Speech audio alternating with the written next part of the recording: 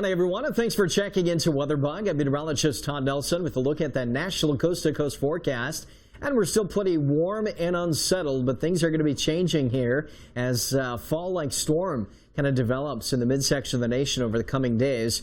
But on the leading edge of this cooler push of air, we have severe weather concerns with heavy rain and also some flooding potential. But today, your slight risk of severe weather on the front range of the Rockies and eastern Colorado, slipping out into the plains. And a trough of low pressure develops in the northwest, and then an area of low pressure starts to develop and intensify. So by Tuesday, the area of low pressure will be tracking in the upper Mississippi Valley, and then the trailing cool front will kick out some hail, high wind, maybe even some isolated tornado concerns over the midsection of the nation. And then by Wednesday, the threat from the Great Lakes into the Ohio Valley and middle Mississippi Valley. But behind that, pretty breezy, pretty cool as well, as temperatures kind of get into the 60s, maybe even struggling to get into the 60s for some areas to the far north. So again, that trough of low pressure develops here in the northwest. Area of low pressure here in the central plains starting to show up late today and tonight. And then as we track into Tuesday, that area of low pressure kind of heading right for Lake Superior. And the northern flank of this is going to be pretty cool. Lots of rain as well. But then on the warmer, more unsettled side, you're going to have the shower and thunderstorm activity with strong severe storms, at least potentially